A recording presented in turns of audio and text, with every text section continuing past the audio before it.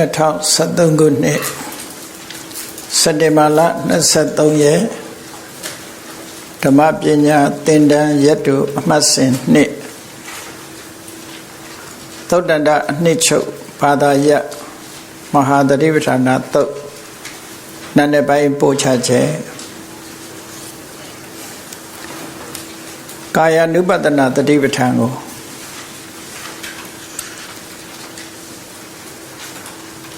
အာနာပါနပပ္ပအပါဝင်အပိုင်းကန္တာပေါင်း6ခုနဲ့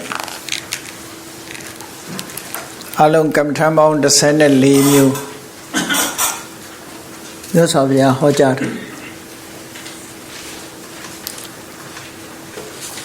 အဲဒီမှာအာနာပါနပပ္ပမှာတခြားသုတ္တန်တွေမှာ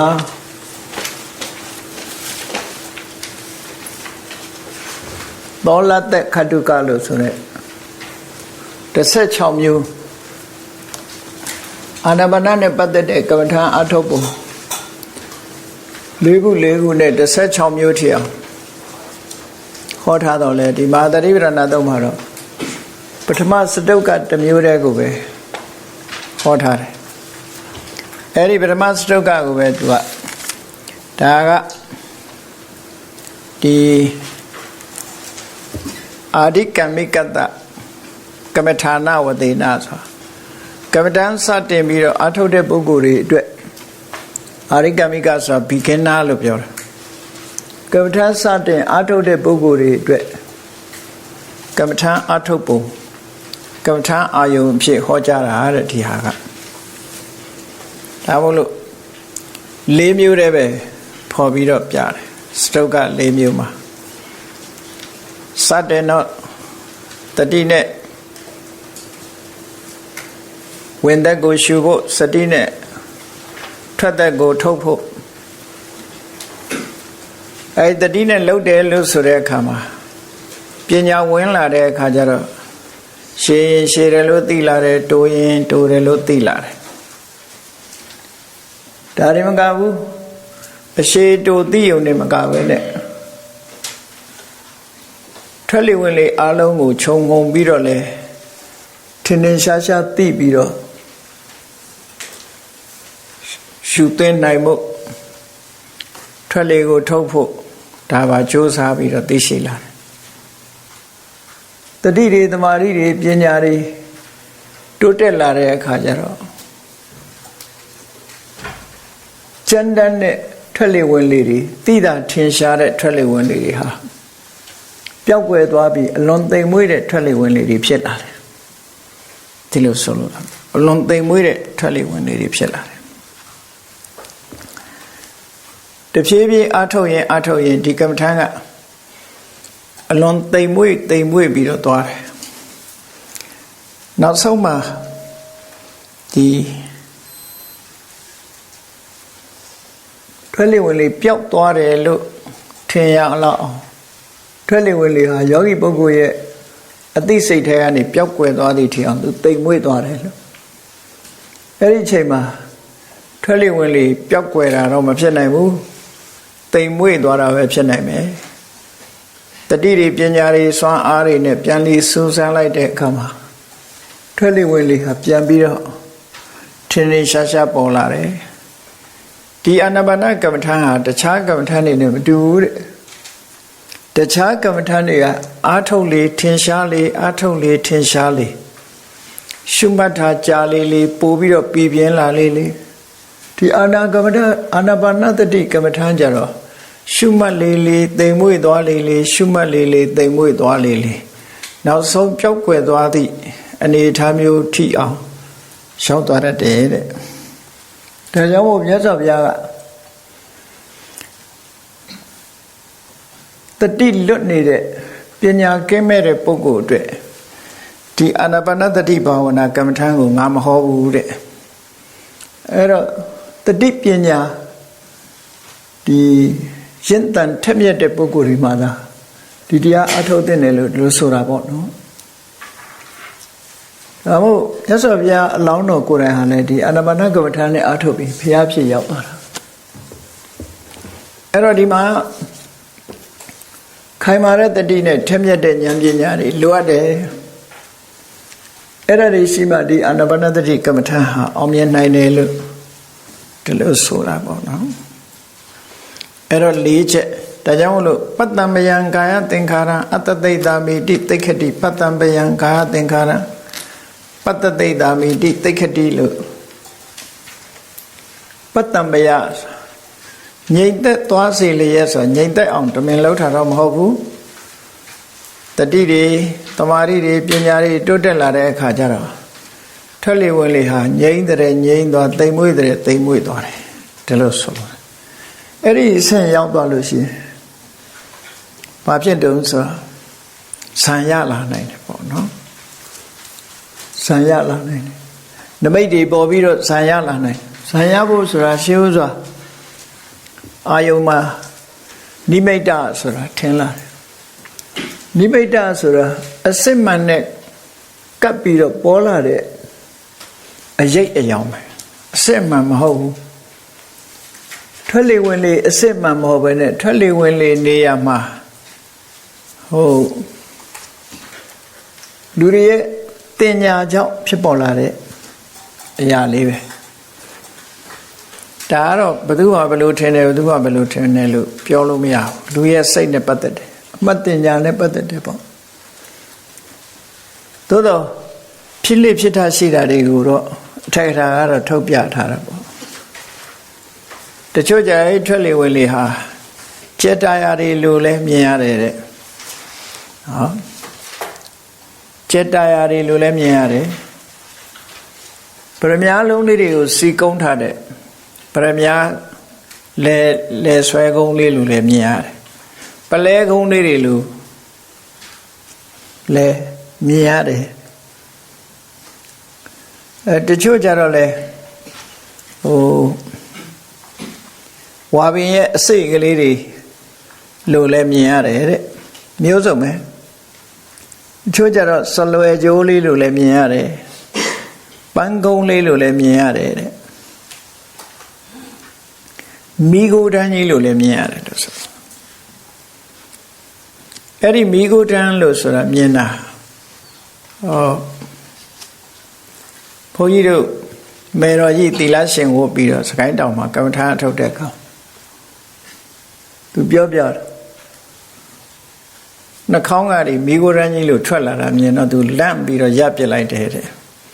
သူလည်းဘယ်သူကရှင်းပြလို့မဲ့လူမရှိဘူးဘုန်းကြီးတို့လည်းငယ်သေးတော့ဘာမှမသိဘူးအဲ့ဒါနောက်ကြီးတော့မှအော်ဒါနမိတ်ပါလားလို့ဆိုစာထဲမှာပါတယ်ဓုမတိခဆိုမိဂိုရန်လေးလို့ထင်တယ်အဲ့ဒါပြောပြဘူးတယ်ပေါ့သူသီလရှင်ဝတ်ပြီးတော့တရားထုတ်တဲ့အခါမှာနှာခေါင်းကမိဂိုရန်ကြီးလို့ထွက်လာလို့လန့်သွားတယ်တဲ့ဒီလိုလည်းဖြစ်တတ်တယ်အဲ့ဒါကြောင့်မို့ဘောဓုတဆိုတာရှိတဲ့နော်ဘောဓုတဆိုတာကမ္မထာနဲ့ပတ်သက်ပြီးတော့သင်ထားတယ်ဘောဓုတမရှိလို့ရှိရင်ကြောက်เสียမဟုတ်တာကိုကြောက်เสียလို့ထင်သွားတတ်တယ်ပေါ့အဲ့တော့ဒီစာပေကျမ်းကမှာပြထားတာထင်ပုံတွေအများကြီးရှိတယ်ပေါ့တချို့ကြတော့လေနာသီးပြားကနေပြီးတော့ထွက်လေဝင်လေတွေကဘာဖြစ်လာတော့ဆိုပင်ကူအိမ်ကြီးလို့လဲပိုက်ကွန်ကြီးလို့ပင်ကူအိမ်ကြီးလို့လဲကြဲကြဲပြန့်ပြန့်ကြီးထင်လာတယ်မိုးတိမ်နေလို့လဲစိတ်ထဲမှာထင်လာတယ်ဘုံမာကြာပန်းကြီးလို့ယထာလှဲပိန်ကြီးလို့လာဝန်းကြီးလို့နေဝန်းကြီးလို့ဒီလိုထင်လာတယ်ဒါကတော့ဟိုလူတွေနဲ့ပဲသက်ဆိုင်တယ်စိတ်နဲ့ပဲသက်ဆိုင်တယ်ဘာထင်ရမယ်လို့ငါဘာထင်နေတယ်လို့တော့သွားလို့တော့မရဘူးเนาะသူကသူတမာတိရလာတဲ့အခါမှာဒီလိုထင်တတ်တယ်လို့ဒီလိုဆိုတာအဲ့တော့ဒီပတ္တမယံကာယသင်္ခါရအတ္တသိတာမိတိဆိုတဲ့ဒီနံပါတ်၄ရောက်တဲ့အခါကျတတိတမာတိတွေအလွန်ကောင်းလာပြီးတော့သူကဆံရသွားတယ်အဲ့ဒီနမိတ်တွေပေါ်မှာအာယုံပြုတ်ပြီးတော့ဆက်လက်အားထုတ်တဲ့အခါမှာဆံရဒီအတ္တတနမိတ်ပေါ်မှာဆံရတိုက်ရိုက်အာယုံပေါ်မှာဆံရတာမဟုတ်ဘူးနမိတ်ပေါ်မှာဆံရတာနမိတ်တင်လာပြီးမှအဲ့ဒီနမိတ်ကိုအာယုံပြုတ်တဲ့ဆံစိတ်ပေါ်တာအဲ့ဒါလို့ဆံစိတ်ပေါ်လာတဲ့အခါကျတော့ ဇံကိုအချိန်ချင်းဝင်စားတာတို့ဘာတို့ဇံကဘယ်လောက်ထိရနိုင်တော့ဆိုစတုကဏီနဲ့ပြောမယ်ဆိုရင်တော့ရူပဝဆရဇံအားလုံးရတယ်လို့ပြောပထမဇံရမယ်ဒုတိယဇံတတိယဇံသုထဇံတစ်ဆင့်ချင်းဆက်လက်ပြီးအားထုတ်သွားရင်ဒီအာယုံပေါ်မှာပဲဇံဟာအစဉ်စဉ်တက်သွားလို့ရတယ်ဇံ၄မျိုးထိအောင်ရောက်သွားတယ်ဒီဇံအင်္ဂါတွေကိုရှော့ချပြီးတမာတိစွမ်းအားကိုမြင့်ပြီးတော့ဇံအင်္ဂါတွေကိုရှော့ချပြီးသွားတဲ့အခါမှာနောက်ဆုံးမှာဥပိ္ပခဒုက္ခလို့ခေါ်တယ်သုဒ္ဓဇံစင်ထိရောက်သွားတယ်ပရမဇံစင်မှာဝိဝေကစပိတိဒုက္ခကာမဂုဏ်အာယုန်တွေကကွင်းကော်လွတ်လပ်သွားခြင်းကြောင့်ရလာတဲ့ဒီနှစ်သက်ကျေနပ်မှုနဲ့ချမ်းသာမှုနဲ့နေတဲ့တမာရီမျိုးရတယ်ဒါပရမဇံဝိဝေကစပိတိဒုက္ခပိတိဆိုတာနှစ်ချိုက်ခြင်းဒုက္ခဆိုတာချမ်းသာခြင်းအဲ့ဒီနှစ်ချိုက်ခြင်းနဲ့ချမ်းသာခြင်းဟာဘာကြောင့်ဖြစ်တာတုံးဆိုនិဝရဏလို့ဆိုတဲ့လောဘအတွေ့တွေဒေါသအတွေ့တွေဌိနမိတ်တွေဩဒိစ္စကုက္ကုစတွေဝိသိကိစ္စတွေဒါတွေကင်းပြီးတော့စိတ်ဟာဖြူစင်သွားသည့်အတွက်ကြောင့်ဒီပိဋိနဲ့ဒုက္ခပေါ်လာတာပိဋိဒုက္ခထင်ရှားလာတဲ့တမာရိစွမ်းအားပထမဇန်လို့ခေါ်တာအဲ့ဒီမှာရှိနေတဲ့ဒီအာယုံပေါ်မှာကြံတွေးပြီးတော့တင်ပို့နေတဲ့ဝိတက်ရဲ့ဒီစဉ္ဉ္သုံးသက်နေတဲ့ဝိสารရဲ့ဒီနှစ်ခုကလှုပ်ရှားမှုဖြစ်လို့တမာရိကိုအထောက်အကူမပြုဘူးလို့အချိန်ချင်းဝင်စားတဲ့အခါမှာယောဂီပုဂ္ဂိုလ်ကဝိတက်နဲ့ဝိสารလို့ဆိုတဲ့ဒီဆိုင်ကနှမျိုးအတွက်မလို့ခြင်းဖဲခြင်းနဲ့ဖဲခြင်းလို့တမာတိစွမ်းအားကိုထပ်ပြီးတော့မြင့်လိုက်တဲ့အခါမှာအဲ့ဒီဝိတက်ဝိสารဆိုတဲ့အာယုံပေါ်တင်ပေးနေမှုစိတ်ကူးမှုဝိสารလို့ဆိုတဲ့ကြံစီနေမှုဒီနှစ်ခုဟာပျောက်သွားပြီးတော့ဘာဖြစ်လာတော့ဆိုတမာတိစပိတိဒုက္ခလို့ဆိုဒုတိယဇန်အဆင့်ရောက်သွားတမာတိအရှိန်ကောင်းလာသည့်အတွက်ကြောင့်တမာတိကြောင့်ဖြစ်ပေါ်လာတဲ့ပိတိနဲ့ဒုက္ခနဲ့ယက်တိလာတခါအဲ့ဒီထဲမှာပိတိဆိုတဲ့နှစ်ချိုက်မှုဟာတသိမ့်သိမ့်ဖြစ်လို့တမာတိကိုနှောက်ယှက်ပေးနေတယ်လို့သူထင်လာပြန်တဲ့အခါကျတော့အဲ့ဒီပိတိကိုမလိုချင်ဘူးမလိုချင်လို့ဒီတစ်ခါပိတိမဖြစ်အောင်ဆိုပြီးတော့တမာတိစွမ်းအားကိုမြှင့်လိုက်တဲ့အခါကျတော့တတ္တိယဇံရလာတယ်အဲ့ဒါကိုနိပိတိကဒုက္ခလို့ခေါ်တယ်ပိတိမပါတဲ့ချမ်းသာပိတိမပါတဲ့ချမ်းသာဟာအမှန်တမ်းငြိမ်သက်တယ်ရေပြင်လေးဟာဒီလှုပ်ရှားမှုမရှိပဲမှန်သားလို့ငြိမ်ပြီးတော့ကြီးနေတဲ့ရေပြင်လေးလို့ဒုက္ခတက်တက်ပိတိပါလို့ရှိရင်လိုင်းကြက်လေးတွေထားနေတယ်လို့ဖြစ်တယ်အဲ့တော့ပိတိဆိုတဲ့လိုင်းကြက်ကလေးတွေမပါဘဲနဲ့မှန်သားပြင်လို့ကြည်လင်းနေတယ်ငြိမ်သက်နေတဲ့ရေပြင်လို့နိပိတိကဒုက္ခဆိုတာဒုက္ခသာအဲ့ဒါကိုတတ္တယဇံလို့ခေါ်တယ်အဲ့လိုချိန်ဝင်စားမှများတဲ့အခါကျဒီချမ်းသာတာကြီးထင်ရှားနေတာကစိတ်ရဲ့အနှောင့်အယှက်ကြီးတစ်ခုဖြစ်တယ်လို့ဒီချမ်းသာတာကိုပဲသူလက်လျူရှုခြင်းလာတယ်ဝတ္တဟင်းစားပါများတော့ဤလာတယ်လို့ပဲနေမှာပေါ့နော်တခုထပ်လုံးလာတော့မလိုချင်တဲ့စိတ်ပေါ်လာတယ်ဟုတ်တယ်စိတ်ဆိုတာလည်းအမတန်မှထူးဆန်းတယ်နော်ကောင်းပြီဆိုတာတွေနေ့စဉ်လုံးနေလို့ရှင်အဲ့ဒါကညင်းငွေ့စရာဖြစ်လာပြန်တယ်လူစိတ်ကတော်တော်ဆန်းသူလည်းအဲ့ဒါဒီဒုက္ခညင်းငွေ့စရာဖြစ်လာတော့ဒုက္ခကိုမလိုချင်တော့ဘူးဆိုပြီးတမာတိစွမ်းအားကိုစွမ်းကိုမြင့်လိုက်တဲ့အခါကျတော့ဥပိ္ပခဒုက္ခလို့ခေါ်တယ်ဥပိ္ပခပေါ့ဒုက္ခနေရာမှာဥပိ္ပခဝင်လာတဲ့တမာရီစွမ်းအားနဲ့နေတာဒါသရုပ်ထဇာလို့ခေါ်တယ်အဲ့ဒီလိုအစဉ်စဉ်ဒီအာနာပါနကိုခြေခံတဲ့နိမိတ်ကနေပြီးတော့အာနာပါနအာယုန်နိမိတ်ကနေပြီးတော့အခုလိုဇန်၄မျိုးကိုရသွားအဲ့တော့ရတဲ့အခါမှာလဲယောဂီပုဂ္ဂိုလ်ကပထမဇန်ရတာနဲ့ဒုတိယဇန်တက်မယ်ဒုတိယဇန်ရတာနဲ့တတိယဇန်တက်မယ်ဆိုရင်စာမကြေတယ်လို့ဖြစ်နိုင်တယ်စာမကြေလို့ရှိရင်နောက်ကတွေမေ့ပြီးကုန်ပြောက်ကုန်မှာမြတ်စွာဘုရားကတော့ဥပမာပေးတယ်တောင်ပေါ်မှာကျက်စွားတဲ့နွားဟာအမှန်တန်ကျွမ်းကျင်ရတယ်တဲ့တောင်ပေါ်တက်တဲ့အခါမှာတဲ့ဒီရှ ရှေ့ကိုလှမ်းနေတယ်ဆိုလို့ရှိရင်တော့နောက်ခြေမြဲမှရှေ့ကိုလှမ်းအောင်နောက်ခြေမမြဲပဲနဲ့ရှေ့ကိုခြေတော့ကိုကြွလိုက်လို့ရှိရင်တော့လမ်းကျသွားမှာပဲတောင်းရအဲ့ဒါလိုပဲအောက်ဆံအခြေခိုင်မှအထက်ဆံတက်ရမယ်ဒီလိုပြောတာအောက်ဆံနေအခြေခိုင်မှထက်ဆံတွေကိုရွှေ့ရအခြေမခိုင်သေးပဲနဲ့ထက်ဆံကိုရွှေ့လိုက်ရင်အောက်ဆံလည်းပြောက်ထက်ဆံလည်းမရောက်နော်အောက်ဆံကလည်းပျောက်ထွက်သွားရောပြန်လုံးလို့မရဘူးအထက်ဆံလည်းရောက်မရောက်တော့ဒီလိုဖြစ်တတ်တယ်တဲ့အဲဒါကြောင့်မလို့လိမ္မာကျွမ်းကျင်မှုဟာအမတန်မှအရေးကြီးတယ်လို့ဒီနေရာမှာဇံရတဲ့အတိုင်းအတာလေးတစ်ခုကိုမြတ်စွာဘုရားပတ္တမယံကာယသင်္ခါရံဆိုတာလေးနဲ့ပြတာစတုထဇံကြတော့ဒီပတ္တမယံကာယသင်္ခါရဆိုတဲ့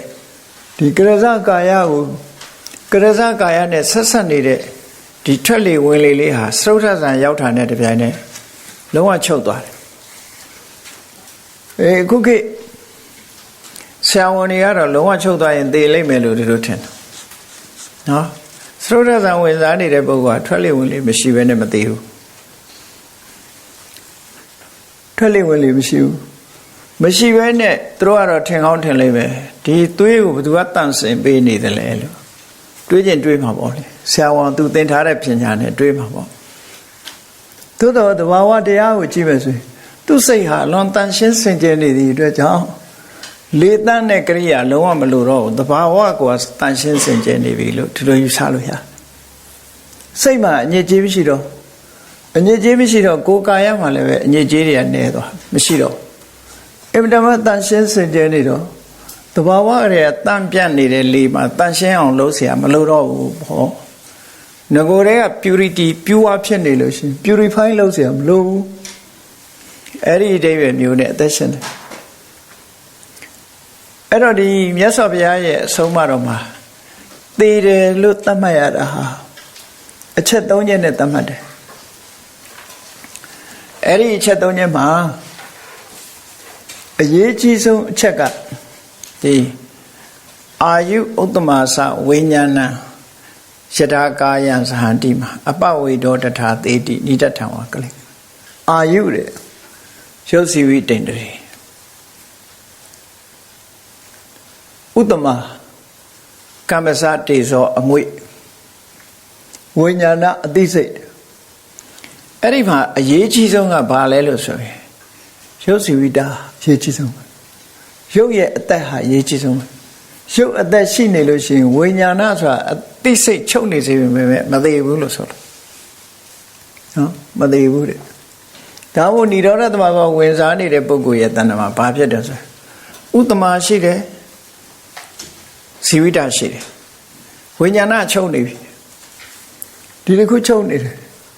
အဲ့တော့လှုပ်ရှားမှုတွေမရှိတော့ဘူးနှလုံးမခုန်ဘူးအသက်မရှိဘူးသို့တော့သေလားဆိုမသေဘူးကိုယ်ငွေ့စမ်းကြည့်အငွေ့ရှိတယ်နောက်ဇီဝိတဆိုတဲ့ရုပ်ကိုထိန်းတဲ့ရုပ်ဇီဝိတဆိုတဲ့အသက်ရှိတယ်အဲ့ဒါနှစ်ခုကတော့အပြန်အလှန်ထိန်းညှိနေတယ်ရုပ်ဇီဝိတရှိနေတယ်ဗျာကိုယ်ငွေ့ဆိုတာရှိနေတယ်ကိုယ်ငွေ့ရဘယ်နေရာမှာထိအောင်ရှိနိုင်တော့ဆိုနှလုံးသားလေးမှာသွားပြီးတော့ကိုယ်ငွေ့လေးပြင်မဲ့ကအေးချင်အေးနေပဲစေနော်နှလုံးသားနေရာမှာကိုယ်ငွေ့လေးရှိနေသေးတယ်အဲ့တော့တနေရာမှာဒီကိုယ်ငွေ့လေးရှိနေသေးတယ်ရုပ်ဇီဝိတလည်းမချုပ်သေးဘူးဒီနှစ်ခုရှိနေလို့ရှိရင်ပြန်သက်ရှင်တချို့ကအဲ့ဒီនិရောဓသမဘာဝင်စားတာမဖြစ်နိုင်ဘူးလို့စိတ်ပညာသမားတွေကတော့ဒီလိုပြောတယ်လို့ရှိတယ်ပေါ့နော်ပြောကြတယ်ဒါတွေကလက်လန်းမမီတဲ့ကိစ္စတွေပေါ့နော်လက်လန်းမမီတဲ့ကိစ္စ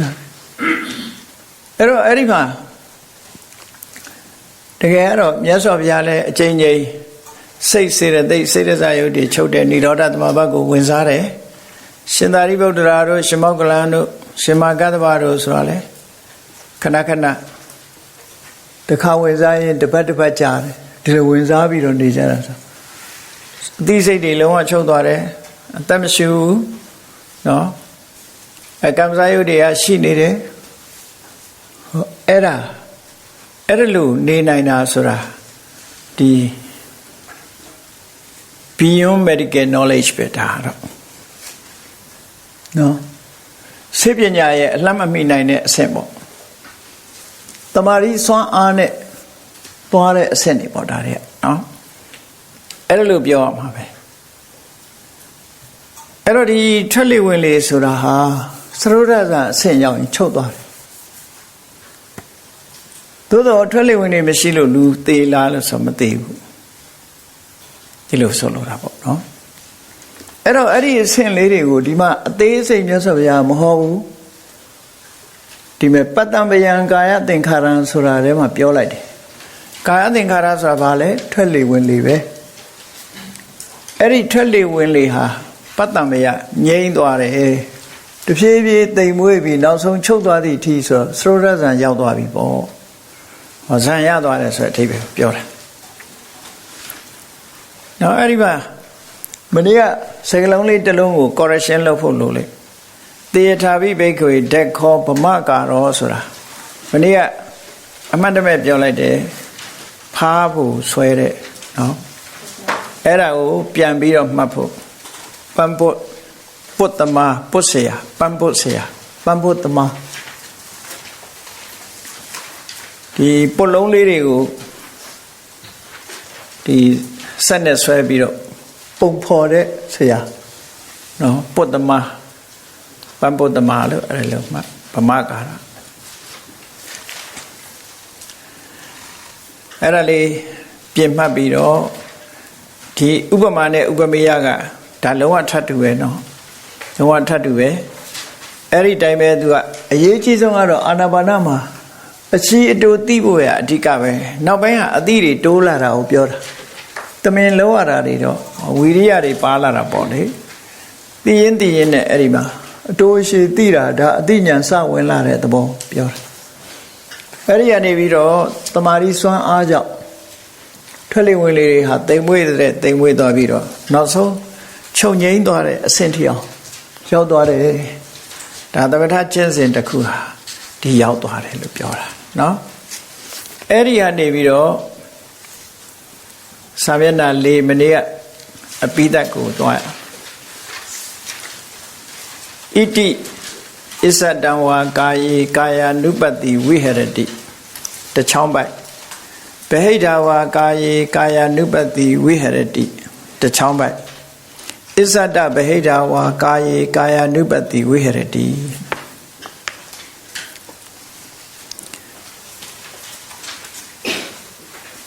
ခုနကပတ္တမယံကာယသင်္ခါရံဆိုတဲ့အဆင့်မှာဇာရသွားပြီအဲ့တော့ဇာရသွားပြီဆိုဒီကြတော့ဝိပဿနာကူးတဲ့အဓိပ္ပာယ်ကိုပြောတာနော်ဂျာမနီတုန်းကဒါကိုသင်တဲ့အခါမှာဘုန်းကြီးတို့လည်းဒီထွက်လေဝင်လေဟာကိုယ်ထွက်လေဝင်လေမဟုတ်ဘဲနဲ့သူများထွက်လေဝင်လေကြည့်ပြီးတော့အထုတ်တယ်ဆိုတာကိုသဘောမပေါက်ခဲ့ဘူးသဘောမပေါက်လို့တမျိုးတွေးပြီးတော့မဟာသရိပ္ပဏတော့အနှစ်ချုပ်မှာဒီလိုရောမဖြစ်နိုင်ဘူးလားဆိုပြီးတော့ဟောထားတာရှိတယ်အခုတော့သဘောပေါက်လာတယ်ဒီမြတ်စွာဘုရားဟောတဲ့အတိုင်းဒါမှမဟုတ်စားဆိုတာသဘောပေါက်ခဲတယ်နော်ကိုယ်နာလေးပဲ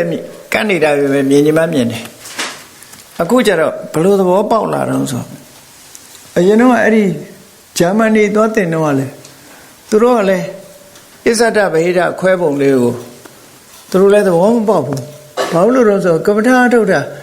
သူများရှူနေတဲ့လေးကိုအထောက်အမှလာပေါ့ဒီလိုသွားပြီးတွေးတာဟုတ်ထွက်လေဝင်လေဆိုတော့ကိုယ်ထွက်လေဝင်လေပဲအထောက်အမှသူများရှူတာကိုသွားထိုင်ကြည့်ပြီးအထောက်အမှလာဒီလိုလေးပဲမျိုးဖြစ်နေတယ်ပေါ့နော်ဒါလေးကိုဖတ်ကြည့်အောင်ဣတိဣဇတံဝါကာယေကာယ ानु ပတ္တိဝိဟရတိဗဟိတဝါကာယေကာယ ानु ပတ္တိဝိဟရတိဣဇတဗဟိတဝါကာယေကာယ ानु ပတ္တိဝိဟရတိ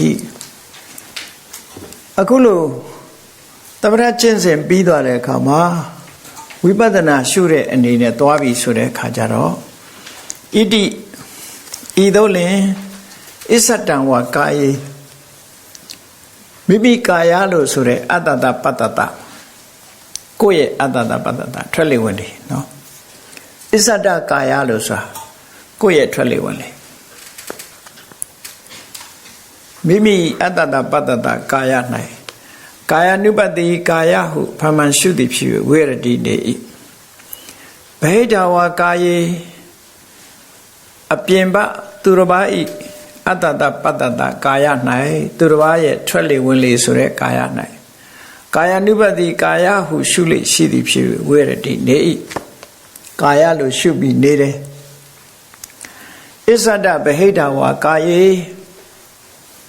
မိမိကာယသူတစ်ပါးကာယမိမိရဲ့ထွက်လေဝင်လေဆိုတဲ့ကာယသူတစ်ပါးရဲ့ထွက်လေဝင်လေဆိုတဲ့ကာယမှာကာယ ानु ပတ္တိကာယဟုဖမှန်ရှုသည်ဖြစ်၍ဝိရတိနေ၏ဒါကဝိပဿနာလမ်းကြောင်းနဲ့သွားပြီဝိပဿနာတက်လိုက်လို့ရှိရင်ကြည့်လေဝိပဿနာသွားတဲ့အခါမှာသမထနာဉာဏ်အဆင့်ရောက်ပြီဆိုလို့ရှိရင်အတ္တနာဂတပစ္စုပ္ပန္နအစ္ဆတံဝါဗေဒံဝါနော်ဩလာရိကံဝါဒုက္ခမံဝါဟိနံဝါပဏိတံဝါယန္တုရေတန္တိကေဝါ7ခုနဲ့သွားတာပဲလေအဲ့တော့ရှုရဲဆိုတာဒါဝိပဿနာနဲ့ရှုတဲ့ဟာကိုပြောတာဝိပဿနာကျတော့ခုနကထွက်လေဝင်လေလေးကိုအာယုစိုက်ပြီးတမာရီထူထောင်တာမဟုတ်ဘူးကိုယ့်ရဲ့အတ္တတပတ္တတကာယဟာလေကာယကိုလေကာယလို့ရှုတယ်သူတစ်ပါးရဲ့အတ္တတပတ္တတကာယကိုလေကာယလို့ရှုတယ်ကိုယ်တဏ္ဍာမှာဖြစ်တဲ့ယုံနံကိုလေယုံနံငါမဟုတ်ဘူးသူတစ်ပါးတဏ္ဍာမှာဖြစ်တဲ့ယုံနံကိုလေယုတ်နံပဲငါမဟုတ်ဘူးလို့ဒီလိုမြတ်စွာဘုရားကခန္ဓာ၅ပါးနဲ့ပတ်သက်ပြီးဒီအနတ္တလက္ခဏာသုံးပါဒီတိုင်းပဲဟောထားတာအဲ့တော့ဒီနေရာမှာသမထနာဉာဏ်အဆင့်လို့ပြောလို့ရတယ်အထက်ကရာကဘာပြောထားတယ်လို့ဆိုဒီအစ္ဆတံဝါဗဟိတံဝါဆိုတာဟာတဲ့ဘာကိုဆိုလိုတာတော့ဆိုဒီကမ္မထံကိုကြည်ကြည်ညက်ညက်လေ့လာဖို့ကျင့်ကြံကြိုးကုပ်နေတဲ့အချိန်ကိုဆိုလိုတယ်ဆိုတော့ဒါဝိပဿနာကျင့်စဉ်တစ်ခုကိုကူးတာကူးတဲ့အခါမှာဒီနေရာမှာဒီကွက်လက်လေးကြံနေတယ်ပေါ့ဝိပဿနာကူးတယ်ဆိုတဲ့အခါမှာဒိဋ္ဌိဝိတ္တုဖြစ်အောင်ညာတပရိညာဘဲမှာတဘာဝလက္ခဏာကိုအရင်ကြည့်တယ်တဘာဝလက္ခဏာကြည့်ပြီးတော့မှတဘာဝလက္ခဏာကြည့်တယ်ဆိုတဲ့အထက်မှာအကြောင်းတရားကိုရှုတာရှိတယ်တဘာဝတရားကိုရှုတာရှိတယ်ဆိုလိုတာနာမရူပပရိစ္ဆေရရဲ့ပစ္စယပရိက္ခာရဲ့ဒီနှစ်ခုညာနှစ်ခုသွားပြီးပြီဆိုတော့မှသမထနာညာကိုသွားတာအဲ့တော့ဒီကွက်ကလေးမှာအခုပြောလိုက်တာကသမထနာညာရောပါရောအကုန်လုံးခြုံငုံပြီးတော့ပြောလိုက်တဲ့သဘောဟုတ်ပြီအတ္တတပတ္တတနမိတ်ပေါ်မှာဇာရလာပြီဆိုတဲ့အခါမှာဝိပဿနာကူးပြီဆိုတော့ဘယ်လိုကူးလဲလို့ဆိုအဲ့ဒီဇာကထတယ်ဆိုတာဇာအာယုံကနေနောက်ဆုတ်လိုက်တာဆက်လက်ပြီးတော့ဇာအာယုံကိုယူမနေတော့ဘူးဇာအာယုံကနေပြီးတော့အာယုံပြောင်းတော့ပြောင်းအဲ့ဒီလိုအာယုံပြောင်းတဲ့အခါမှာဘယ်ကိုအာယုံပြောင်းနိုင်တယ်လို့ဆိုတော့နှမျိုးရှိတယ်သူကထွက်လေဝင်လေကိုပဲပြန်ရှုတာတစ်ခုဇန်စိတ်တွေထဲမှာပါတဲ့သဘာဝတရားနံတရားတွေကိုရှုတာတစ်ခုလို့ဟောဒီလိုနှစ်ခုသွားထွက်လေဝင်လေကိုရှုတယ်ဆိုတာဒီနေရာမှာဒီထွက်လေဝင်လေဆိုတဲ့အာနာပါနပညတ်ကိုရှုတာမဟုတ်တော့ဘူးဒီကြတော့ဝါယောကိုရှုတဲ့သဘောဖြစ်သွားလှုပ်ရှားမှုဝါယောလေးကိုပြန်ကြည့်တယ်ထွက်လေဝင်လေလေးဟာလှုပ်ရှားတယ်တွန်းကန်တယ်ဆိုတော့ဒါဘယ်သူရဲ့သဘာဝတော့ဆိုဝါယောရဲ့သဘာဝပဲဝါယောထက်ရဲ့သဘာဝလက္ခဏာကိုသူရှုတာပဲဒုဆိုလိုတာနော်ဝါယောထက်ရဲ့သဘာဝကိုကြည့်တာအဲ့ဒီအတ္တတပတ္တတဆိုတဲ့ဒီထွက်လေဝင်လေကိုပဲပြန်ပြီးတော့ရှုလိုက်တယ်အဲ့လိုရှုလိုက်တဲ့အခါမှာသူကဆင်ငယ်သိသွားဝိပဿနာရှုတဲ့အခါမှာဆင်ငယ်သိသွားအတ္တတပတ္တတကိုမှတ်ယူလိုက်တဲ့အခါမှာရှုတယ်ဆိုတာအတ္တတပတ္တတကိုအာယုံစိုက်လိုက်တာဥလှဲ့လိုက်တာထွက်လေဝင်လေဘက်ကိုဥလှဲ့လိုက်တာ ခုနတုန်းကဇံရနေတာကအတ္တတပတ္တတနမိတ်ပေါ်မှာနေတာအဲ့ဒီနမိတ်ကိုဖယ်ခွာလိုက်ပြီးတော့ဒီဇံကထားလိုက်ပြီးဘယ်သွားတော့ဆိုထွက်လေဝင်လေဆိုတာကိုပဲသွားပြီးတော့မှတ်ယူလိုက်တာပေါ့အဲ့ဒီမှတ်ယူလိုက်တဲ့အခါကျတော့ဒီထွက်လေဝင်လေလေးဟာဘယ်ပေါ်မှာရှိနေတာလဲဆိုတော့ကရဇကာယဆိုတဲ့ရုပ်ပေါ်မှာရှိနေတာပဲဒါသူကတစ်စင်းချင်းမြင်လာဖို့မပြောတာအတ္တတပတ္တတဒီကရဇကာယပေါ်မှာရှိနေတယ်ဒါကရဇကာယဆိုတာဘာလို့ဆိုတော့မဟာဘုတ်၄ပါးပဲထွက်လေဝင်လေလေးဟာဒီဝါယောဓာတ်ဟာမဟာဘုတ်၄ပါးကိုမှီနေတယ်ဟုတ်တယ်မဟာဘုတ်ကလည်းမဟာဘုတ်ကိုမှီတာလေစတ္တရောမဟာဗုဒ္ဓအညမေညာနေတယပစ္စေနပစ္စယောမဟာဘုတ်၄ပါးဟာခွဲမရဘူးလို့ဆိုတဲ့မဟာဘုတ်၄ပါးဟာတစ်ခုနဲ့တစ်ခုအမိပြုနေကြတာလေတစ်ခုနဲ့တစ်ခုအမိပြုနေကြတာ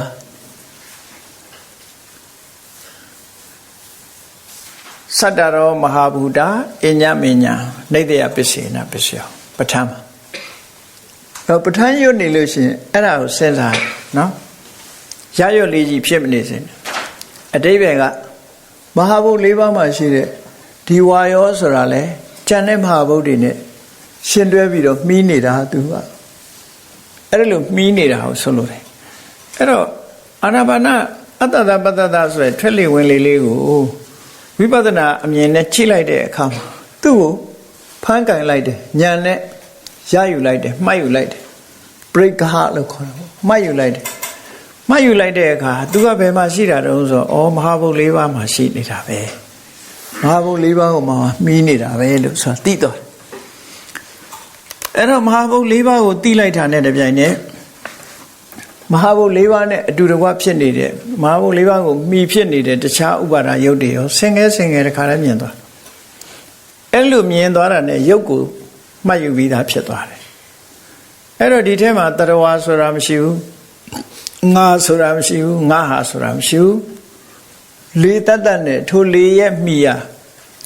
မဟာဘုတ်၄ပါးသူနဲ့တွဲဖက်ပြီးတော့တည်ရှိနေတဲ့ဥပါဒရုပ်တွေကြီးပဲတရဝါဆိုတာပျောက်သွားတယ်ဒါပဲမြင်တော့တယ်ဒါဝိပဿနာဉာဏ်နဲ့ဒါမြင်အဲ့ဒီလိုနာနဲ့ရုပ်အဲ့ဒီမဟာဘုတ်ကိုမှီပြီးတော့ဖြစ်တော့အသိစိတ်တွေကလည်းအဲ့ဒီဟာကိုအာယုံပြုတ်ပြီးတော့ဖြစ်နေတဲ့မှတ်ယူနေတဲ့စိတ်တွေကနန္တရားနော်အတ္တတပတ္တတနဲ့ဒီအတ္တတပတ္တတရဲ့မိယာမဟာဘုတ်၄ပါးကအစဥပါဒယုတ်တွေရောအကုန်လုံးသိပြီးတော့နေအဲ့ဒီအာယုံတွေကယုတ်တရားအဲ့ဒီအာယုံယုတ်တရားတွေကိုသိနေတာကနန္တရားဆိုဟောယုတ်နဲ့နန္နဲ့သိတော့ကွဲသွားပြီသူကဒီလိုဆိုလိုတာယုတ်နဲ့နန္နဲ့ကွဲသွားအဲ့ဒီယုတ်နဲ့နတ်နဲ့ကွဲသွားပြီဆိုတဲ့အခါမှာအဲ့ဒီယုတ်ရဲ့အကြောင်းတရားတွေကဘာကြောင့်ဖြစ်နေတာတော့ဆိုပြီးတော့ဆက်ပြီးစဉ်းစားဆင်ခြင်တဲ့အခါမှာဘုဒ္ဓရရှိရင်ရှိသလောက်ပေါ့နော်ဆက်ပြီးတော့ဆင်ခြင်တဲ့အခါမှာအကြောင်းတရားတွေကိုသိရှိလာတယ်ပစ္စယပရိက္ခညာအဲ့ဒါလို့သိလာပြီဆိုတဲ့အခါကျတော့မှအခုသမထဉာဏ်ဖြစ်ပုံကိုပြောတာအစ္ဆတံဝါကာယေကာယ ानु ပတိဝေရတိဗေဒဝါကာယေကာကိုယ်တဏ္ဍမှာဖြစ်တဲ့ဒီထွက်လေဝင်လေဆိုတဲ့ယောကာယနာမကာယဒါတွေအတူတူပါလားဆိုတာကိုအစ္ဆဒတလဲဗဟိတတလဲနော်ဒီလိုရှုသွားပုံကိုနောက်ကအစ္ဆဒဗဟိတဝါကာယေကာ ानु ပတိဝေရတိအစ္ဆဒကြီးရှုခြင်းရှုမယ်ဗဟိတကြီးရှုခြင်းရှုမယ်အစ္ဆဒတလဲဗဟိတတလဲရှုခြင်းရှုမယ်ဒီထွက်လေဝင်လေလေးမှတ်တာကိုပြောတာမဟုတ်ဘူးနော်ဝိပဿနာဉာဏ်ကူးသွားပြီဆိုလို့ရှိရင်ဒီယုတ်တရားနံတရားတွေဒီထွက်လေဝင်လေတွေဟာဘု து တဏ္ဍာမှာဖြစ်တဲ့အတ္တတပတ္တတပဲဖြစ်ဖြစ်ဘု து တဏ္ဍာမှာဖြစ်တဲ့ဝါယောဓာတ်ပဲဖြစ်ဖြစ်ဒီတိုင်းပဲလို့ဆိုတာကိုမကြံကျွင်းအောင်ရှုတဲ့သဘောကိုပြောသမထနာဉာဏ်ကိုကြည့်လေသမထနာဉာဏ်ဆိုတာအတိတ်နာကပစ္စုပန်ယုတ်တွေကိုလည်းရှုတယ်သမထနာဉာဏ်ဆိုတာရှုတာမှအကျယ်ကြီးရှုတယ်မွေးတဲ့သေတဲ့ကြားထဲမှာလည်းပဲရှုသွားတာ10နှစ်ခွဲပြီးရှုသွားတာတွေလည်းရှိတယ်သူကရှုပုံရှုနည်းတွေရူပတတ္တကတို့အရူပတတ္တကတို့ ਨੇ ဒါတွေကိုရည်ညွှန်းပြီးတော့ပြောတာလို့ဒါသမထနာဉာဏ်ဖြစ်ပုံကိုပြောတာဖြစ်တော့ကြောင့်ခုနထွက်လေဝင်လေကသူများထွက်လေဝင်လေသွားကြည့်ရမှာလားဆိုမဟုတ်ဘူးအဲ့လိုပြောတာမဟုတ်ဘူး ကိုယ်တဏ္ဍာမှာရှိတဲ့ယုံနာလို့ပဲသူများတဏ္ဍာမှာရှိတဲ့ယုံနာလည်းပဲဒီတိုင်းပဲဒီလိုရှုတာအတိတ်တုန်းကယုံနာလည်းဒီတိုင်းပဲအနာဂတ်ယုံနာလည်းဒီတိုင်းပဲဒီမှာအတိတ်နာကပစ္စုပန်ဒီမပြောတော့ပဲနဲ့အစ္ဆဒဗေဒလောက်တင်မြတ်စွာဘုရားဟောလိုက်တာကျန်တာတွေကပါတော့ဆိုအနစတုပေါ့မြတ်စွာဘုရားဒီမဟာသရိပ္ပဏတုံဟောတာအနတ္တလက္ခဏာတုံဟောပြီးမှဟောတာပဲလေတော့သာသနာမှာအနတ္တလက္ခဏာတုံကထင်ရှားပြီးသားပဲဒီထက်လွတ်တာမရှိဘူးဒါကြောင့်မလို့ဣတိအစ္ဆတံဝါကာယေကာယ ानु ပတိဝဟရတိဆိုတာဒီလိုနားလည်ရမယ်အရင်တော့ကတော့ဒီလိုနားမလည်ခဲ့ဘူးဘယ်နဲ့အာနာပါနအထုတ်တာသူများရှူနေတဲ့လေးကိုကိုယ်ကသွားကြည့်ရမှာလားလို့စိတ်ထဲမှာဒီလိုထင်နေပေါ့နော်အဲ့တော့ဒါကဝိပဿနာကူးသွားလို့သူ့ရဲ့အာနာပါနပဲဖြစ်စေကိုယ့်ရဲ့သူ့ရဲ့ထွက်သက်ဝင်သက်ပဲဖြစ်စေကိုယ့်ရဲ့ထွက်သက်ဝင်သက်ပဲဖြစ်စေကာယဟာကာယငါမဟုတ်ဘူးသူတော်ဘာမဟုတ်ဘူးငါဟာမဟုတ်ဘူးသူတော်ဟာမဟုတ်ဘူးလို့ဆိုစတုကောတိကသုံးညတာစာငါလည်းမဟုတ်ဘူးငါဟာလည်းမဟုတ်ဘူးသူလည်းမဟုတ်ဘူးသူဟာလည်းမဟုတ်ဘူးဒီလိုဆိုလိုတာနော်တော့ကြာငါမဟုတ်ရင်သူဖြစ်ခြင်းဖြစ်နေမှာကိုငါဟာမဟုတ်ရင်လည်းသူဟာဖြစ်ခြင်းဖြစ်နေမှာကိုလောကလူတွေကတွေးလို့ရှိရင်ငါမဟုတ်ရင်ဘယ်သူတော့သူပေါ့နော်ငါဟာမဟုတ်ဘူးဆိုရင်သူဟာဖြစ်နေဒီထက်လွတ်မှမလွတ်တာအဲ့ဒီမှာ၄ချက်စလုံးကိုညင်းလိုက်တာငါလည်းမဟုတ်သူလည်းမဟုတ်ငါဟာလည်းမဟုတ်သူဟာလည်းမဟုတ်ဘယ်သူဟာမှမဟုတ်ဒီလိုဆိုလိုတာပေါ့နော်သုံးညဖြစ်သွားတာပြော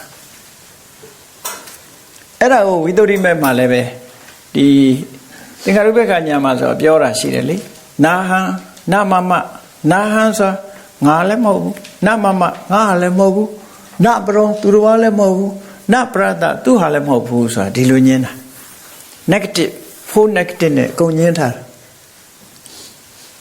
reject လုပ်ထားတာအကုန်လုံးဒါဝိပဿနာအမြင်ပဲရုပ်နဲ့တသက်လို့မြင်တဲ့အမြင်ကိုဆိုလိုတယ်အဲ့ဒါကြောင့်မို့ဣတိအစ္ဆတံဝါကာယေကာယ ानु ပတိဝဟရတိလို့ဆိုတာဟောဝိပဿနာရှုတဲ့ဟာကိုဆိုလိုတယ်တော့ကြည့်ပြီအဲ့တော့အစ္ဆဒဗေဒသမထနာဉာဏ်ကစပြီးတော့ဉာဏ်နဲ့ရင့်ကျက်လာပုံကိုဒီမှာပြောတာ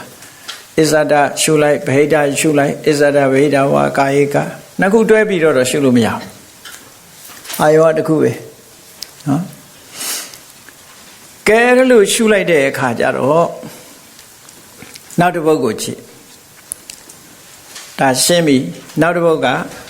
သမုဒယဓမ္မာနုပတိဝါကာယသမေဝိဟရတိတချောင်းပိုက်ဝယဓမ္မာနုပတိဝါကာယသမေဝိဟရတိတချောင်းပိုက်သမုဒယဝယဓမ္မာနုပတိဝါကာယသမေဝိဟရတိဒီပိုက်လေးကိုမှတ်ဒီပိုက်လေးမှာဘာဆိုလိုတာတော့ဆိုကာယသမေကာယ၌ဒီနေရာမှာတော့ထွက်လေဝင်လေကိုရည်ညွှန်းတယ်လို့ပဲမှတ်ထားပါတော့ကာယ ानु ပဒနာမို့ကာယဆိုတဲ့စကားလုံးအောက်မှာရှိတယ်ကာယသမေကာယ၌သမုဒယဓမ္မာ ानु ပတိဝါဖြစ်ကြောင်းတရားကိုရှုလျက်လီဗမာလိုချောချောပေးမယ်ရှုသည်ဖြစ်၍လီရှုလေရှိသည်ဖြစ်၍လီလို့ဒီလိုပေးလို့ရှိတယ်ဒါ practice ကိုပြောတာဗမာလိုချောချောပြန်မယ်ဆိုရင်သမုဒယဓမ္မာ ानु ပတိဝါဖြစ်ကြောင်းတရားကိုရှုလျက်လီဝိဟရတိနေဝယတကာယသမေကာယ၌ဝယဓမ္မ ानु ပတိဝါပြက်ကြောင်းတရားချုပ်ကြောင်းတရားကိုရှုလျက်လီဝိဟရတိနေ၏အဲ့တော့ဗမာလိုချောချောကကာယကိုကာယမှာဖြစ်ကြောင်းတရားကိုလည်းကာယနဲ့ပတ်သက်ပြီးဖြစ်ကြောင်းတရားကိုလည်းရှုတယ်ပြက်ကြောင်းတရားကိုလည်းရှုတယ်ဒီလိုဆိုလို့တာ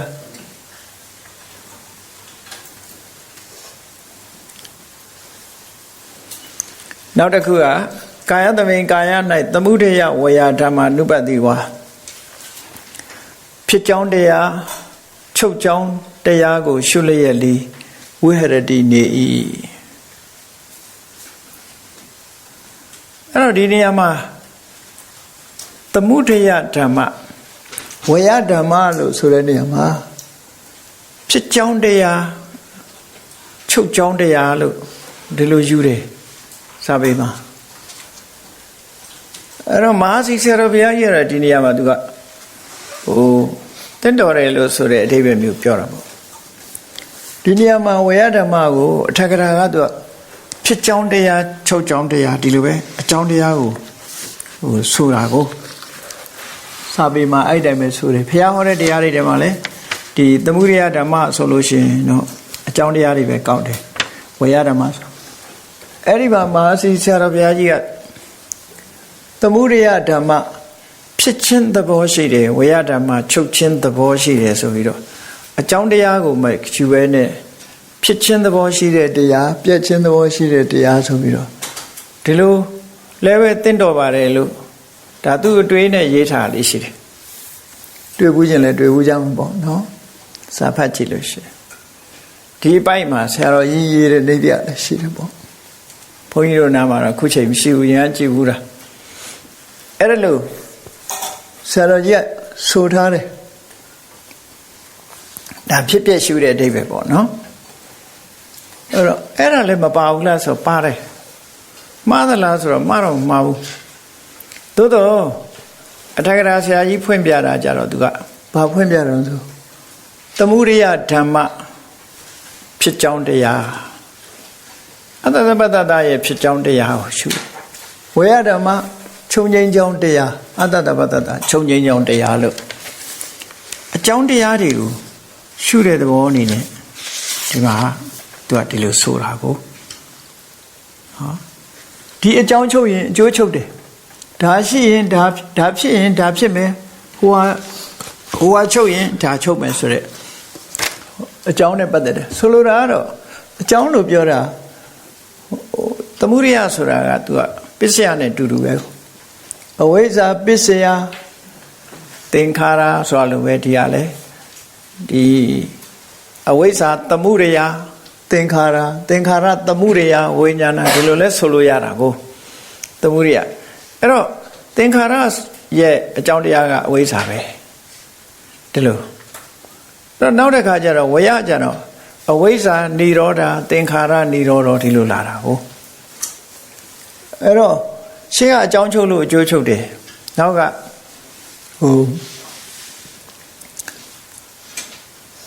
အကြောင်းဖြစ်လို့အကျိုးဖြစ်တယ်မနေ့ညမန္တလေးကဘုန်းကြီးတစ်ပါးကြွာလာပြီတော့သူတစ်ပည့်ကပြောတယ်တဲ့ဆရာတော်ဟောတဲ့တရားတွေထဲမှာယုံ nant တွေဟာဖြစ်တရားတွေရှိတရားမဟုတ်ဘူးလို့ဆိုတာသူအဲ့ဒါလေးကိုသူနားမလည်ဘူးပေါ့သူစိတ်ထဲမှာတော့ပရမတ္ထတရားအပြင်ထင်ရှားရှိလို့ရှိတရားလို့ပြောချင်တာပေါ့မဟုတ်ဘူးဆိုလိုတဲ့အဓိပ္ပာယ်ကဒီလိုဆိုလိုတာလို့အကြောင်းကြောင့်ဖြစ်တဲ့တရားကိုအရှိတရားလို့မခေါ်ဘူးဖြစ်ကြောင်းတရားအဖြစ်တရားလို့ပဲပြောမြတ်စွာဘုရားကိုယ်တိုင်ကဝိညာဏပဋိစ္စသမုပ္ပါဒ်ဝိညာဏဆိုတဲ့အသိစိတ်လေးဟာပဋိစ္စသမုပ္ပါဒ်အကြောင်းကိုဆွဲပြီးတော့ဖြစ်လာတဲ့တရားလို့ဖြစ်တရားလို့မြတ်စွာဘုရားဟောတာအရှိတရားဆိုတာနိဗ္ဗာန်လို့နိဗ္ဗာန်ဆိုတာဆိုလိုတာကအကြောင်းကထုတ်လုပ်ထားတာမှန်သမျှအဖြစ်တရားလို့ပဲပြောတာလို့ရည်ရွယ်ချက်ကရည်ရွယ်ချက်ချင်းမတူဘူးလို့ပရမတ္ထတရားရှိတယ်မရှိဘူးပရမတ္ထအပြင်ရှိတယ်မရှိတာတက္ကန္တထားနော်သဘာဝအနေနဲ့ရှိတာမရှိတာပရမတ္ထအပြင်ရှိတယ်ပရမတ္ထလည်းအဖြစ်မရှိဘူးလို့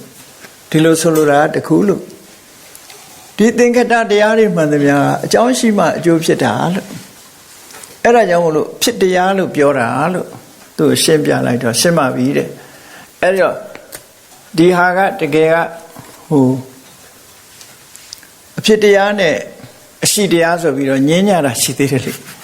ညင်းစရာဘာမှမရှိဘူးဒီဟာနော်မြတ်စွာဘုရားကိုယ်တိုင်ဟောတာ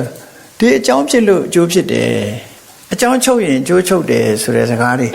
ဣမတ္တဥပ္ပါဒဣဒံဥပ္ပစ္စတိဒါဒီအကြောင်းတရားဖြစ်ပေါ်ခြင်းကြောင့်ဒီအကျိုးတရားဖြစ်လာတယ်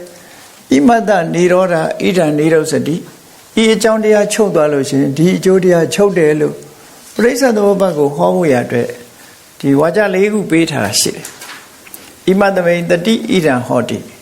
ဒါရှိရင်ဒါရှိတယ်ဣမတ္တမိန်အတတိဣဒံနာဟောတိဒါမရှိရင်ဒါမရှိဘူးဟောသူကအကြောင်းကိုဆွဲမိပြီးတော့နေရတဲ့အရာတွေကြီးပဲ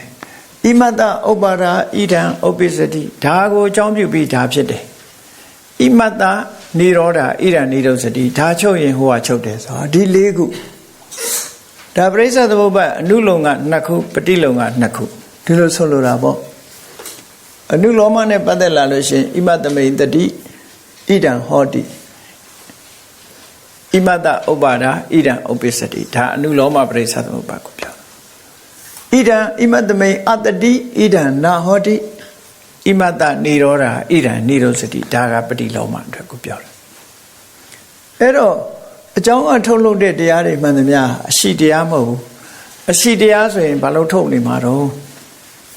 နော်အကြောင်းတရားပေါ်မှာမိတီးပြီးတော့မှဖြစ်လာတာမို့ဖြစ်တရားလို့ပြောတာအဲ့တော့ဒီဗမာစကားဟာမရှုပ်ထွေးအောင်စဉ်းစားဖို့လိုတယ်ပေါ့မရှုပ်ထွေးအောင်စဉ်းစားဖို့လိုတယ်တော့နိဗ္ဗာန်ဆိုတာကြတော့အကြောင်းကနေပြီးတော့အကြောင်းရှိလို့သူရှိလာတာမဟုတ်ဘူးသူကြတော့အကြောင်းမရှိဘူးအသင်္ကတအကြောင်းအထုတ်ထားတာမဟုတ်ဘူးဒါကြောင့်မလို့သူကြတော့ရှိနေတဲ့သဘာဝတရားလို့ဒီလိုဆိုတာအကြောင်းကင်းနေရင်ရှိနေတဲ့သဘာဝတရားပရမတ္ထအပြင်ရှိတာမရှိတာပြောတာမဟုတ်ဘူးဒီနေရာမှာအဲ့တော့အဲ့ဒါလို့ဆိုလိုတယ်အခုဒီမှာသမုဒိယဓမ္မာနုပတ္တိဝါအကြောင်းတရားကိုရှုလျက်လဲဝိဟရတိနေကာယ၌အကြောင်းတရားကိုရှုတယ်ဝေယဓမ္မာနုပတ္တိဝါနော်ဖြစ်ကြောင်းတရားလေသမုဒိယဝေယဓမ္မာနုပတ္တိဝါဖြစ်ကြောင်းတရားကိုဝေယဓမ္မာနုပတ္တိဟာချုပ်ကြောင်းတရားကိုသမုဒိယဝေယဓမ္မာနုပတ္တိဝါဖြစ်ကြောင်းတရားချုပ်ကြောင်းတရားနှစ်ခုကိုတလဲစီရှုတယ်နှစ်ခုစလုံးကိုရှုတယ်ဒါကဘာပြောတာတုံးဆိုဥရိယပယဉာဏ်ဆိုတာဟာဖြစ်မှုပြက်မှုကိုကြည့်တယ်ဆိုတဲ့နေရာမှာပစ္စယတော်ခဏတော်လို့ဆိုတဲ့ဒီဝိသုဒ္ဓိမဲ့ဘဂဝါယဉာဏတသရဝိသုဒ္ဓိခန်းကိုသင်တဲ့ပုဂ္ဂိုလ်တွေဒါသိတယ်အကြောင်းကြောင့်အကြောင်းဖြစ်လို့ဖြစ်တယ်လို့မြင်တာလည်းရှိတယ်ဖြစ်ခိုက်လေးကိုမြင်တာလည်းရှိတယ်နှစ်ခုခန္ဓာ၅ပါးမှာအကြောင်းနဲ့ပတ်သက်ပြီးမြင်တာက၄ခုနော်ဖြစ်ခိုက်ခဏကိုကြည့်တာမြင်တာတစ်ခုချုပ်တာနဲ့ပတ်သက်ပြီးတော့လည်းအကြောင်းကိုမြင်တာက၄ခုချုပ်ခိုက်ခဏကိုမြင်တာဆိုခန္ဓာ၅ပါးမှာ10ခုစီသွားတာဒါမို့ဥရိယပယဉာဏ်ကို90လို့ဒီလိုပြောတာခန္ဓာ၅ပါးနဲ့ပတ်သက်လာလို့ရှင်90အခုဒီမှာဝေယသမုဒိယဓမ္မာနုပတ္တိဝါဆိုတာဒီအကြောင်းတရားရှိလို့ဒါတွေဖြစ်လာတယ်လို့ဒီလိုမြင်တာဟာအကြောင်းတရားရှုထောင့်ကနေပြီးတော့ဖြစ်မှုကိုမြင်တာဝေယဓမ္မာနုပတ္တိဝါလည်းအကြောင်းတရားရှုထောင့်ကနေပြတ်တာကိုမြင်တာဒါဥရိယပယဉာဏ်ဖြစ်ပုံကိုပြောတာလို့ဉာဏ်စဉ်လေးနဲ့စပ်ပြတာနော်ဉာဏ်စဉ်လေးနဲ့စပ်ပြတာအာနာပါနကနေဒါဝိပဿနာတက်သွားပြီဝိပဿနာကူးသွားပြီဝိပဿနာကူးသွားရင်တော့အာနာပါနတစ်ခုတည်းမဟုတ်တော့ဘူးဆိုတော့မှတ်ရမယ်ဘယ်ကနေကူးတော့ဆိုဇံကနေကူးလာတယ်ခုနအဲ့ဒီမှာကုပုံကူနေလေးပြောတဲ့အခါမှာတခုချန်သေးတယ်အာနာပါနကိုပဲပြန်ရှုတာကတခုနော်အာနာပါနကိုပဲပြန်ရှုတာတခုဇံနေနဲ့ဇံအင်္ဂါတွေကိုပြန်ရှုတာတခုဒီလိုနှစ်ခုမှတ်ရဇံရပြီးမှကူးတာအာနာပါနကိုပဲဝိပဿနာအာယုံဖြစ်သူယူလိုက်တယ်ထွက်လေဝင်လေကိုပဲဝိပဿနာအာယုံဖြစ်သုံးချတယ်ရှုတယ်ဆိုတာအဲ့ဒါပြောတာဝိပဿနာအာယုံဖြစ်ပြန်အသုံးချလိုက်တယ်သို့မဟုတ်ကိုရထားတဲ့ဇံအဲ့ဒီဇံကနေထွက်ခွာလိုက်ပြီးတော့ဇံကနေထပြီးတော့အဲ့ဒီဇံအင်္ဂါတွေဇံအင်္ဂါနဲ့ရှင်တဲ့စိတ်စေတသိက်တွေဒါတွေကိုဝိပဿနာအာယုံဖြစ်သုံးချတာတစ်ခုနှစ်ခုရှိတယ်အဲ့ဒီနှစ်ခုတည်းကအခုသွားတာအစ္ဆတံဝါကာယေကာယ ानु ပတိဗေဒဝါအခုသမုဒိယဓမ္မဝေယဓမ္မဒါကိုသွားတာဝိပဿနာကူးရင်အဲ့ဒါလိုကူးပုံလေးကအဲ့ဒါလိုကူးမှာကူးတယ်ဆိုတာအာယုံပြောင်းလိုက်တာပါပဲနော်ဟိုအာယုံကနေဒီအာယုံကိုရွှေ့လိုက်တာပဲလူတွေကတော့ကူးတာမြန်ပါတယ်တယ်လီဗီရှင်းကြည့်နေတဲ့အခါကျတော့ကူးတာမြန်တယ်အတန်ပဲအာယုံပြုလိုက်ရုပ်အာယုံပြုလိုက်တယ်နော်အဲ့တော့ကူးတယ်ဆိုတာအာယုံပြောင်းတာကိုဆိုလိုတယ်ဝိပဿနာကူးတယ်ဆိုတာသမထအာယုံကနေဝိပဿနာအာယုံဘက်ကိုကူးလိုက်တာအဲ့ဒါအာယုံပြောင်းလိုက်တာအာယုံပြောင်းလိုက်လို့ရှိရင်ဝိပဿနာလမ်းကြောင်းပေါ်ရောက်သွားတယ် အဲ့ဒါဟုတ်ပြီဒီမှာသမုဒိယဓမ္မနုပတိဝါကာသဘိဒါအစကိုပြောတာသမသနာဉာဏ်ဆိုတာအစကိုပြောတာနောက်ဥရိယပြဉာဏ်ဆိုတာစတာကိုပြောတာနော်ဒီပြဉာဏ်တွေလည်းဒီမှာရှေ့တက်သွားတ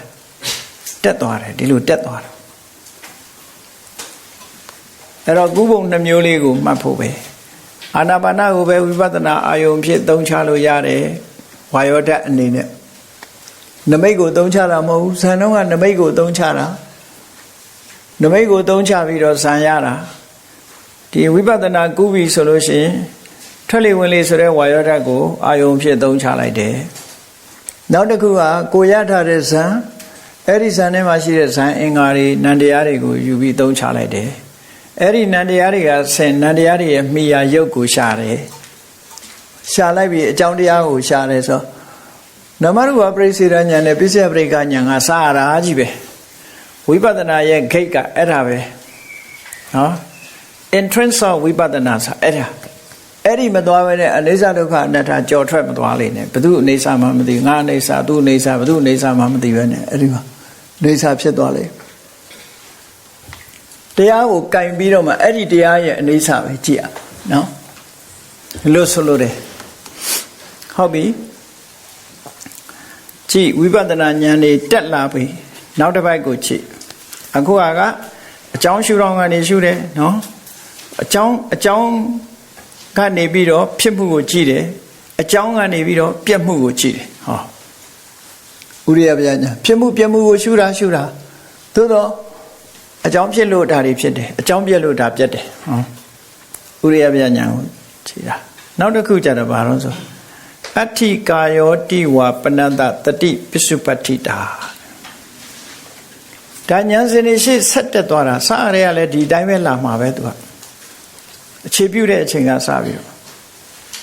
အဋ္ဌိကာယောတိဝါပနတ္တတတိပစ္စုပတ္ထိတာဒီယောဂီပုဂ္ဂိုလ်မှာဆိုလိုတာ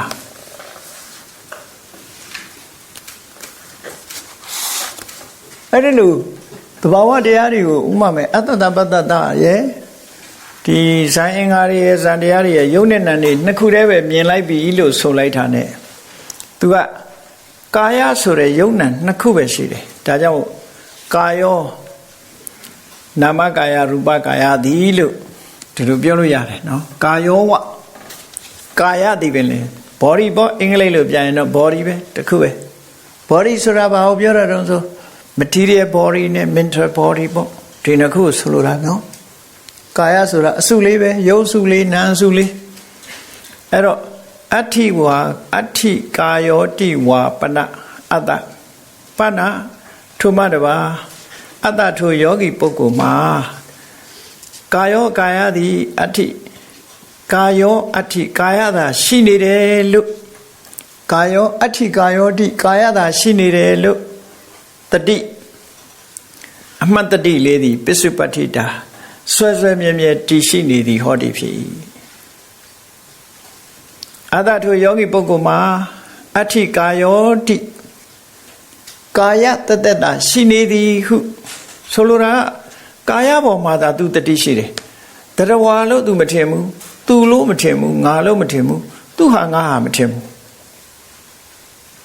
ရုပ်ကိုရုပ်လိုပဲမြင်တယ်နာမ်ကိုနာမ်လိုပဲမြင်တယ်ဒီထဲမှာတရဝါပျောက်သွားပြီလို့ဆိုလိုတယ်နော်တရဝါပျောက်သွားပြီငါမရှိတော့ဘူးနတ္တတောနပုဂ္ဂလောနအိဋ္ဌိနပုရိသောနအတ္တနအတ္တနိယနာဟံနမမနကောစီနကတ္တစီတဲ့တက္ကရာမှာအဲ့လိုရှင်းထားနော်ပြောလိုက်တာကာယောဝအဋ္ဌိကာယပဲရှိတယ်နတ္တတောတရဝါဆိုတာမရှိဘူးတဲ့နပုဂ္ဂလောပုဂ္ဂိုလ်ဆိုတာမရှိဘူးတဲ့နအိဋ္ဌိအမျိုးသမီးဆိုတာမရှိဘူးနပုရိသောအမျိုးသားဆိုတာမရှိဘူးနအတ္တငါဆိုတာလည်းမရှိဘူးနအတ္တနိယအတ္တဆိုတာမရှိဘူးလေနအတ္တနိယအတ္တပိုင်ဆိုတာမရှိဘူးနာဟံငါဆိုတာမဟုတ်ဘူးနမမငါဥစ္စာမဟုတ်ဘူးနကောစီဘသူမှမဟုတ်ဘူးနကတ္တစီဘသူဟာမှမဟုတ်ဘူးဘသူဟာမှမဟုတ်ရင်ပြည်သူပိုင်းလုံးအောက်မေ့နေဦးမယ်ဘသူမှမပိုင်ဘူးဒါဒါလုံးဝညင်းလိုက်တာ reject ရေးကြီးပဲအကုန်လုံး reject လုပ်ထားတာ သဘာဝတရားဟာသဘာဝတရားတက်တက်ပဲလို့ဒီလိုမှတ်တာအတ္တထိုယောဂီပုဂ္ဂိုလ်မှာအဋ္ဌိကာယောတိဝါကာယတတ္တတာရှိနေသည်ဟူ၍ရှိနေတာကာယတာဖြစ်တယ်လို့တတိအသိဉာဏ်သည်ပစ္စုပ္ပတ္တိတာဆွဲမြဲစွာတည်ရှိသည်ဟောသည်ဖြစ်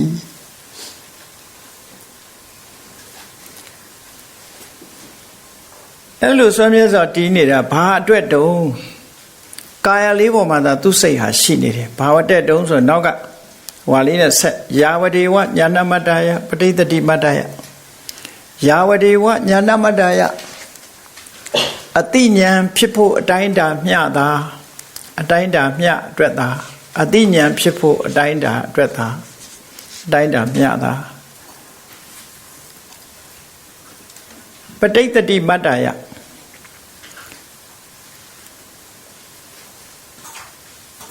တတိတည်ရှိနေဖို့အတွက်မျှတာဟောတတိဖြစ်နေဖို့အဲ့ဒီအာယုံပေါ်မှာတတိဆွဲမြဲနေဖို့နဲ့အသိဉာဏ်ဖြစ်နေဖို့အတွက်ကာယဆိုတဲ့အာယုံလေးပဲရှိတယ်တရဝါဆိုတာမရှိဘူးဒီလိုဆိုလိုတာနော်ကာယဆိုတဲ့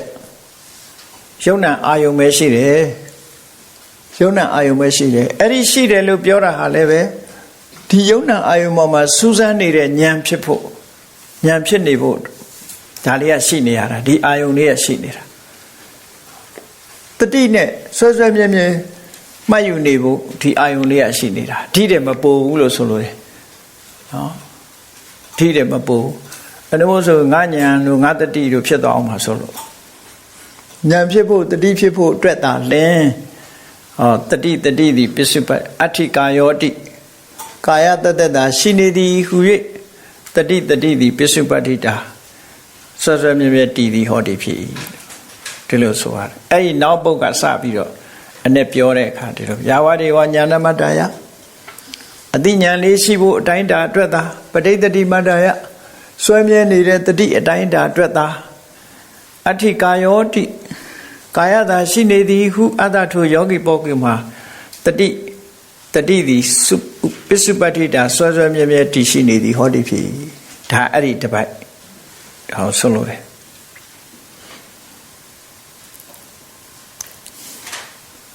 အဲ့ဒါဝိပဿနာဉာဏ်นี่သိကောင်းနေတဲ့အဓိပ္ပာယ်ကိုပြောတာနော်ဝိပဿနာဉာဏ်นี่မှာသရဝါတွေကိုမရှိတော့ဘူးသင်္ခါရအာယုံကိုသိနေပြီပဲလို့ယုံ nant သိနေသေးတယ်မြတ်ဒါမဲ့မရောက်သေးဘူးအဋ္ဌိကာယောလို့ဆိုတဲ့အချိန်မှာဒါမဲ့မရောက်သေးဘူးဝိပဿနာဉာဏ်အစဉ်စဉ်တက်သွားလို့သင်္ခါရုပ္ပခဉာဏ်တို့ကတော့ရောက်သွားပြီဒီလိုဆိုလိုတာပေါ့နော်သင်္ခါရုပ္ပခဉာဏ်တို့ရောက်သွားပြီအဲ့ဒီနောက်ကြရမှာနာသကိဉ္စီအနိတိတောသဝိဟရတိနာသကိဉ္စီလောကေဥပါဒိယတိဒါကြတော့မဲ့ဉာဏ်นี่ဖြစ်လာတဲ့သဘောနော်ဝိပဿနာကိုကျင့်တာကရတာကမဲ့နော်ကျင့်ရတာကဝိပဿနာလို့ခေါ်တဲ့ပုပ္ပဘာကမဲ့ရတာကလောကုတ္တရာမဲ့လောကုတ္တရာမဲ့ကိုကျင့်ရတာမဟုတ်ဘူးသူကရတာသင်္နာအစာရတာကယာတုဒီလိုလဲမဟုတ်ဘူးလားစာသင်တယ်လေရတော့ယာတုရတာပေါ့ဒီလိုပဲပေါ့ကဲဒီမှာအနိတိတောသဝိဟရတိအဲ့ဒီကာယလေးရှိတယ်လို့တတိလေးတည်နေတော့အဲ့ဒီတတိဟာဉာဏ်ဖြစ်ဖို့ဟုတ်လားဆွဲမြဲတဲ့တတိရှိနေဖို့အတွက်သာတဲ့ဆိုပြီးတော့အဲ့ဒီပုံမှာတဲ့အနိတိတောသဝိဟရတိတဏှာဒိဋ္ဌိနဲ့အဲ့ဒီကာယပုံမှာမိနေတာမဟုတ်ဘူးနော်တဏှာအတွေးမရှိဘူးမှားရွံ့တဲ့အတွေးမရှိဘူးဆိုပါစို့ငါလို့ဆိုရင်ဒါဒိဋ္ဌိအတွေးပဲငါဟာလို့ဆိုရင်တဏှာအတွေးသူဆိုလို့ရှိရင်ဒိဋ္ဌိအတွေးသူဟာဆိုလို့ရှိရင်တဏှာအတွေးအဲ့ဒီကာယတွေပေါ်မှာအနိတိတတဏှာဒိဋ္ဌိနဲ့မှီးနေတာမဟုတ်ဘူးတဲ့တဏှာဒိဋ္ဌိအမှီကင်းနေတယ်ဒီလိုဆိုလို့တယ်အနိတိတော့တဏှာတွေ့တာမှု မှားယွင်းစွာရှုမြင်မှုမှကင်းကွာလျက်ဝိရတိနေ၏တွေ့တာမှုမှားယွင်းစွာရှုမြင်မှုမှကင်းကွာလျက်ဝိရတိနေ၏လောကီလောက၌အာယုံကိုဆိုလိုတယ်ဒီနေရာအာနာကာယ ानु ပဒနာသုံးဖို့အတ္တတပတ္တတာပေါ့နော်နာသကိဉ္စီလောကေဥပါတိယတိလောကေလောက၌ကိဉ္စီဘာတစ်ခုကိုမြဘယ်အာယုံကိုမှဒါတွေမကတော့ဘူးနော်ကိဉ္စီလောကေလောက၌ကိဉ္စီဘာကိုမြနဥပါတိယတိတဏှာဒိဋ္ဌိနဲ့ဆွဲလန်းထားတာမရှိတော့ဘူးဆွဲယူထားတာမရှိတော့ဘူးယန္နာဖြစ်သွားပြီဆိုပါစို့မဲ့အစဉ်တက်သွားပြီဒါယန္နာဖြစ်သည့်ထီအောင်ပြောတဲ့ကမ္မထာမယ်ဒီကမ္မထာသို့တော့အစဉ်သောတာပန်မဖြစ်ဖ ೇನೆ ဖြစ်တာတော့မဟုတ်ဘူးနော်ဖားလို့ခုံမကူးလေနဲ့သောတာပန်တဂရကအနာကအစဉ်ဝိပဿနာဉာဏ်အစဉ်နဲ့တက်သွားတာတဲ့အဲ့ဒီမှာဏိကုံးချုပ်ပြီးတော့ပြောအောင်လို့ဘုရားဘိက္ခဝေယံတို့ဧဝံပိခောဤနည်းအားဖြင့်လေဘိက္ခုယဟန်သည်ကာယေကာယ၌ကာယ ानु ပတ္တိကာယဟုအဖမှန်ရှုသည်ဖြစ်၍ဝိရတိနေထိုင်၏ဒါအရတ္တဖို့ပေါ့ကမ္မထန်တစ်ခုပြည့်စုံသွားပြီလေသူတို့ဆိုလိုတယ်နော်ကဲဒီနေရာလေးကိုရကြရအောင်